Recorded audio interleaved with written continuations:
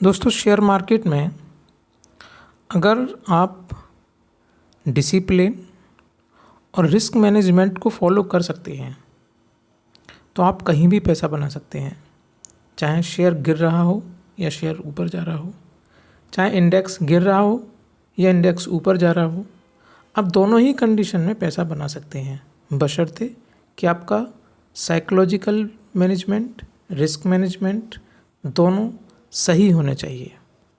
दोस्तों, आज के ट्रेड में निफ्टी बुलिश थी, ओवर बुलिश थी। हमें लग रहा था कि जिस तरीके से निफ्टी ने 17,950 के पास पहुंच के रिवर्सल लिया, हो सकता है कि यहीं से ये पुल बैक भी करे और 18,000 और 18,050 तक का हाई बना सकती है। लेकिन 10 साढ़े 10 बजे के आसपास निफ्टी ने एक फॉल देना शुरू कर दिया। निफ्टी ने पहली रेड कैंडल बनाई, उसके बाद फिर दूसरी कंटिन्यूस रेड कैंडल बनाई, जिसके बाद 18,000 की पुट ने एक रिवर्सल लेते हुए 5 मिनट के चार्ट पे 40 RSI को क्रॉस किया। दोस्तों, यही वो एंट्री पॉइंट था जहाँ पे हमने एंट्री ली, 205 के आसपास की हमें इसमें एंट्री मिली। और फिर उसके बाद हमने अपना एक स्टॉप लॉस डिसाइड किया जो इसका लोएस्ट लेवल था, एंड दैट इज़ द 180। 205 की एंट्री, 180 का स्टॉप लॉस मीन्स 25 पॉइंट का स्टॉप लॉस हमें निफ्टी में मिला, निफ्टी की 18,000 की पुट में मिला। यहीं से हमने इसमें वेट किया फर्दर निफ्टी के फॉल होने का। हमारा पहला टारगेट 17,800, 17,750 तक का था। तो 17,800 के लिए हमें वेट करना था। या तो ये होता हो कि इसके ऊपर अगर ये ग्रीन कैंडल बन के ऊपर जाती तो हमारा स्टॉप लॉस हिट हो जाता, लेकिन हमने वेट किया और निफ्टी ने आज हर पॉइंट पे काफ़ी देर तक कंसोलिडेट किया। इसकी वजह से हमारी पुट ने भी काफ़ी देर कंसोलिडेट किया, लेकिन किसी भी पॉइंट पे निफ्टी ने 200 को नहीं तोड़ा। अगर हो सकता था 200 तोड़ती, लेकिन 200 को नहीं तोड़ा और उसके बाद ये अप मूव करती रही। हमें लगा कि निफ्टी हो सकता है बाउंस बैक करे, लेकिन निफ्टी ने भी 17,950 को नहीं ऊपर में ब्रेक नहीं किया और वहीं से एक कंटिन्यूस फॉल भी दिया। 17,950 के बाद 17,800 और उसके बाद 17,750 तक का निफ्टी फ्यूचर ने फॉल दिया। तो हम देख सकते हैं कि हमारी जो पुट थी वो काफ़ी देर कंसोलिडेशन के बाद 200 की बाइंग हुई, 215, 220, 230 इस तरीके से कंसोलिडेशन किया और उसके बाद एक इसमें अप मूव आया। पहला हमारा जो टारगेट और रेजिस्टेंस था, प्रीवियस कैंडल्स के रेजिस्टेंस को हमने फॉलो किया तो वहाँ पे 275 का पहला रेजिस्टेंस आ रहा था। हमने वेट किया 275 तक पहुँचने के लिए।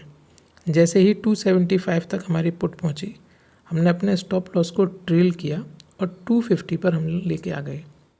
देखिए, हम लोग वेट कर रहे हैं कि ये किसी भी तरीके से 280 को 275 280 को क्रॉस करे, लेकिन आज निफ्टी जिस तरीके से हम चाह रहे थे उस तरीके से नहीं फॉल हुआ। काफ़ी कंसोलिडेशन के बाद निफ्टी ने एक फॉल दिया।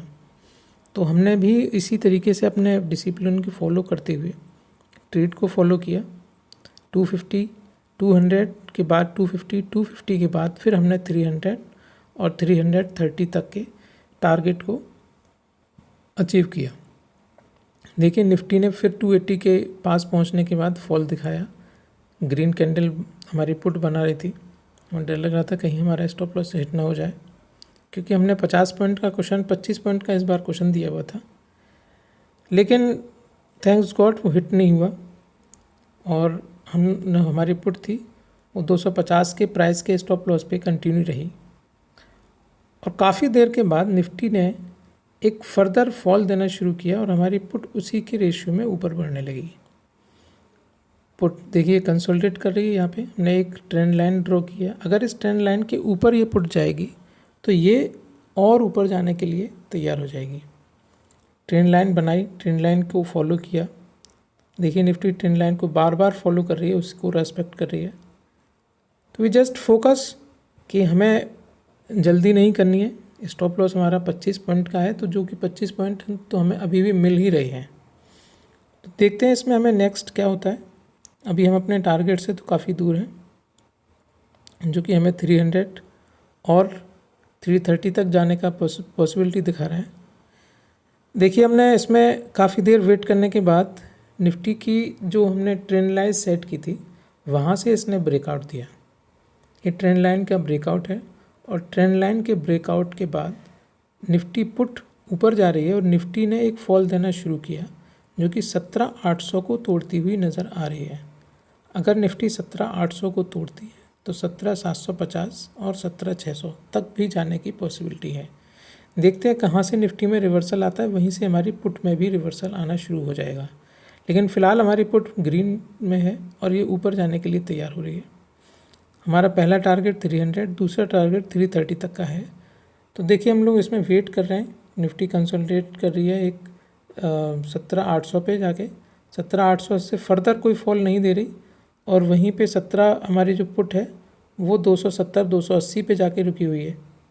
देखते हैं फॉल कितना आता है इसमें निफ्टी में।